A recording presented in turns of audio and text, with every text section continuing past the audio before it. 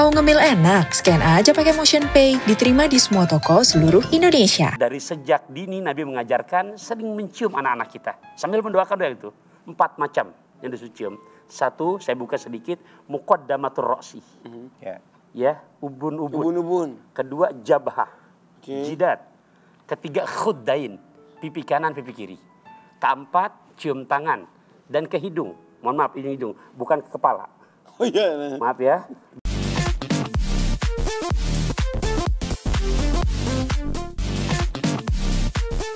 Pagi sudah menanti kehadiran kami di sini di Assalamualaikum Cinta. Waalaikumsalam sahabat cinta.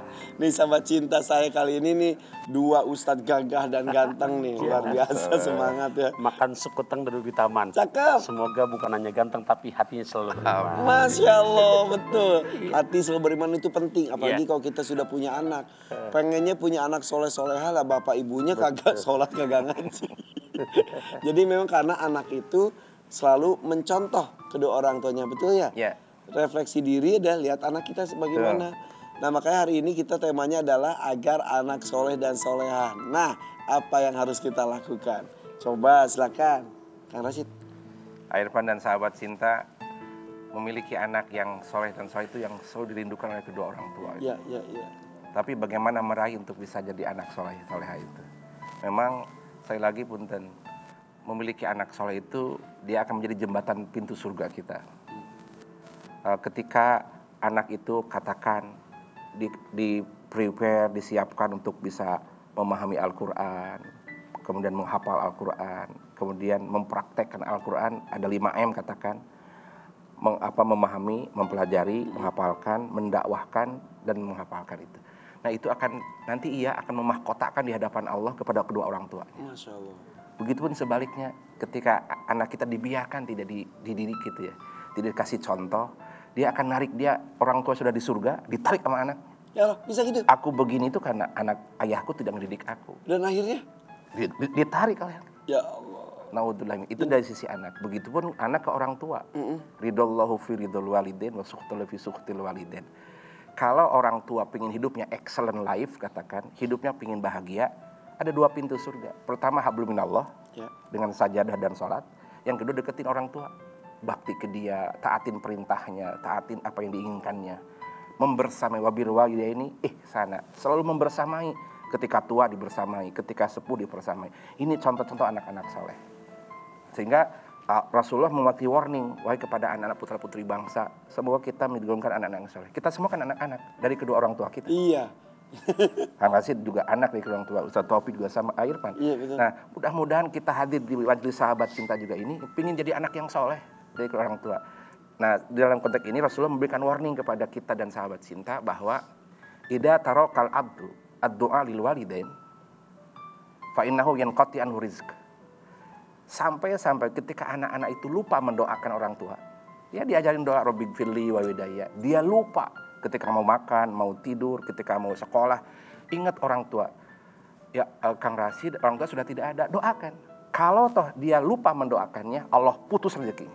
Ya Allah. Berapa banyak orang yang bakti kepada orang tua, mudah rezeki hidup dunia. Ya.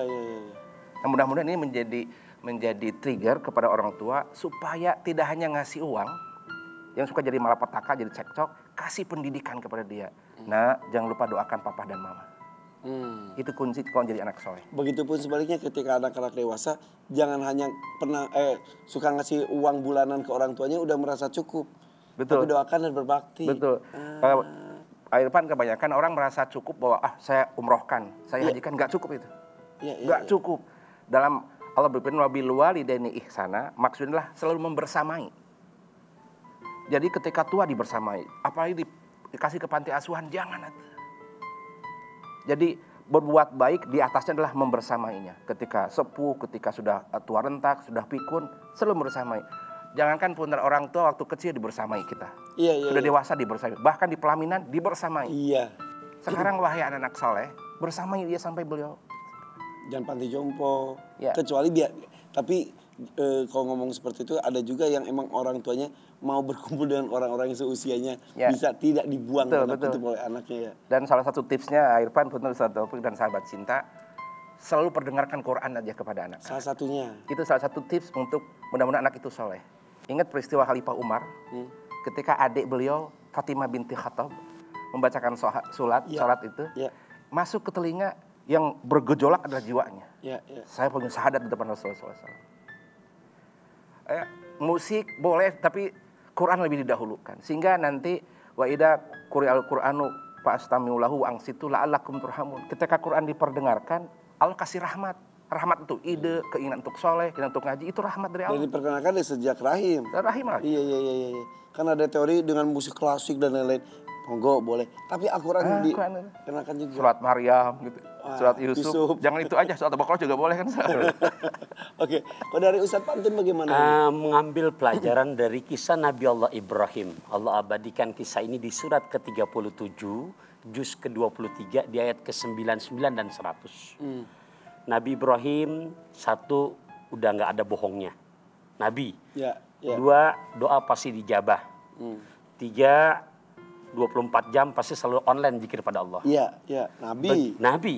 Begitu istri hamil, dia terapkan langsung. Rabbi habli minas solihin. Kita Nabi bukan. Doa nggak ada jaminan diijabah. Bohong sering. Bohong jalan terus. Pengen punya anak soleh-soleh, doa ogah kata Allah, emang lu punya orang dalam dari mana? Ngaca.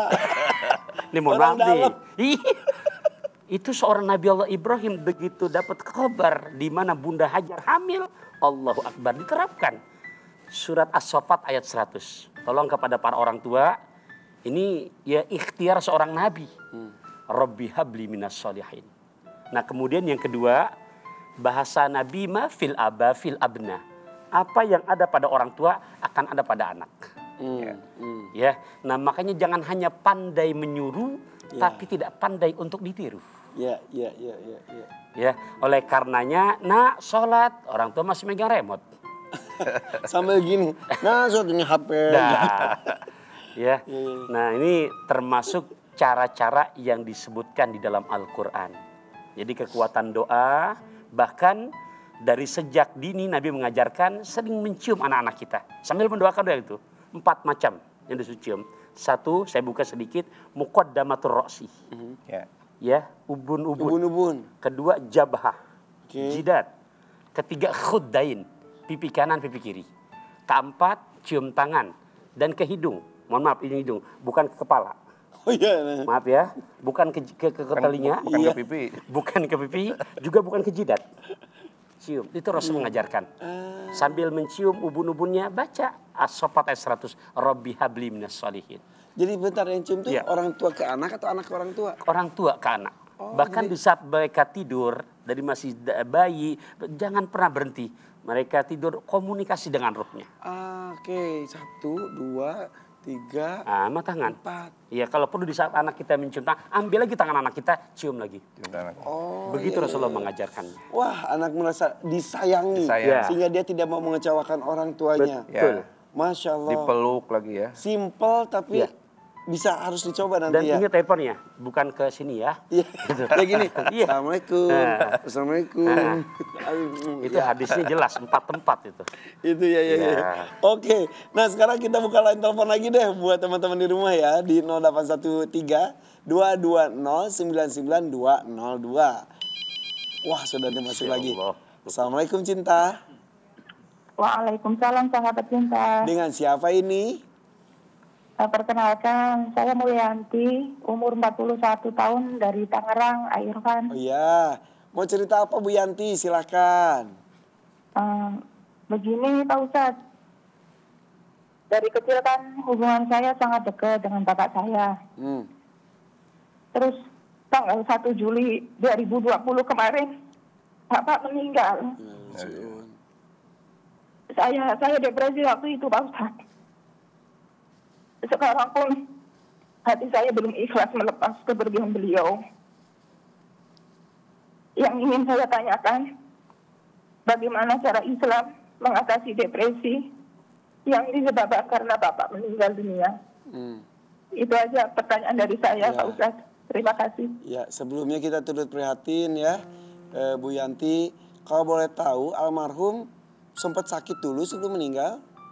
Enggak, jadi pagi-pagi tuh dia sehat, terus siang bilang pusing, sorenya langsung koma, 2 hari terus meninggal gitu. Aduh, kenapa tadi saya bertanya seperti itu? Karena ada beberapa yang ketika orang tua sakit itu mengurus, itu tuh membuat kita mendalam gitu. Itu. Iya.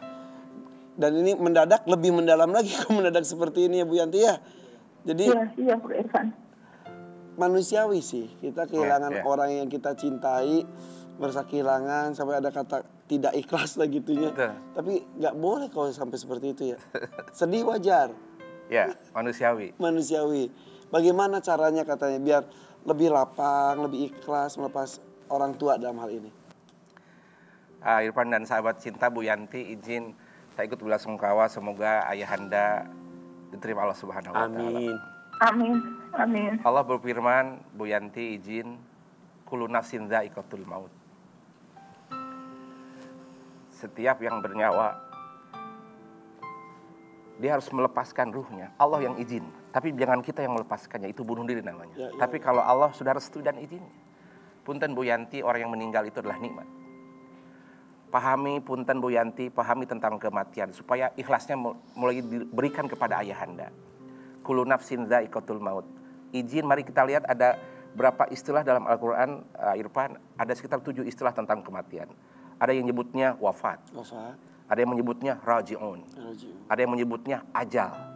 Ada yang menyebutnya yakin. Wa'bud rabbaka hatta ya'tiyakal yakin.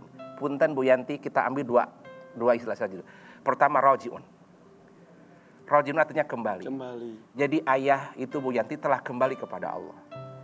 Dunia ini bukan tempatnya. Ini hanya tempat untuk berproses. Rumah asalnya ayah itu adalah Allah Subhanahu wa taala. Contoh Irfan, Bu Yanti, kalau kita Idul Fitri, ya, selesai Idul Fitri, pingin mudik Ustaz.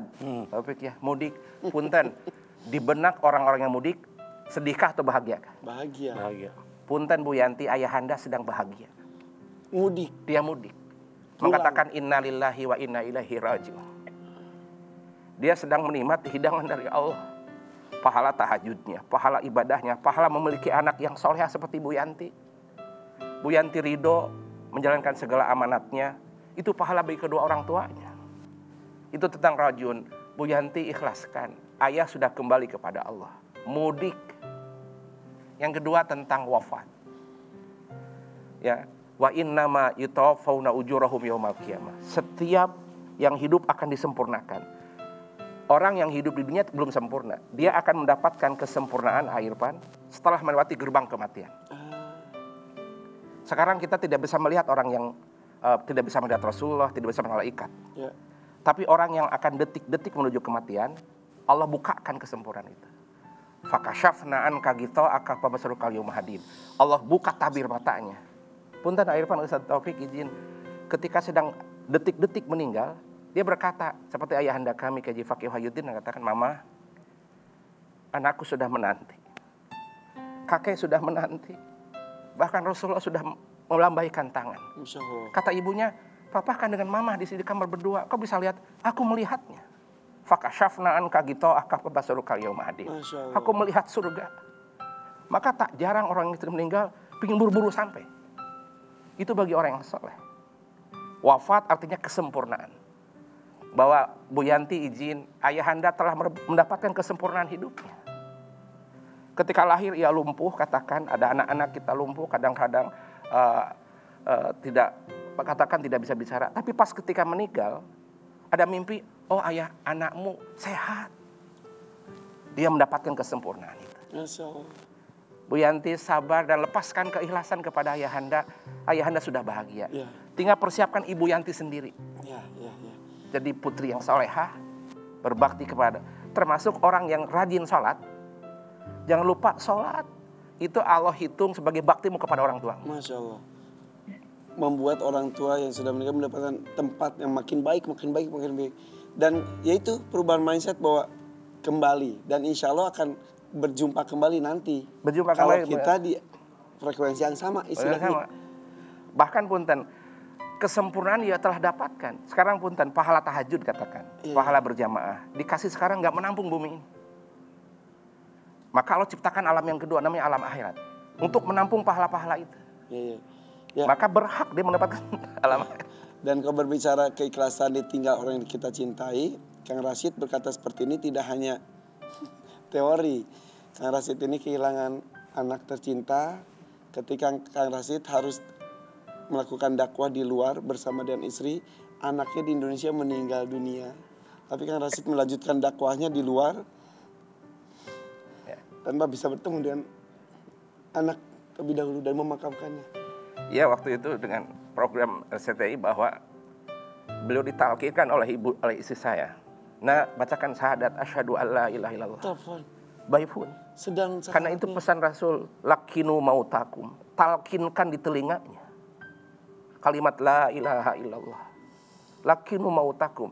Istri saya waktu itu di Blue Mosque, ayo nak ikutin asyhadu alla ilaha illallah. Masya Allah. Memang Bu Yanti, suasana yang sekarang Bu Yanti rasakan, kami rasakan. Tetapi ketika itu langsung pesan tiket, Bapak tidak ada tiketnya. Keluarga kami mengatakan, teruskan dakwah. Anakmu butuh doa saat ini. Masya Allah.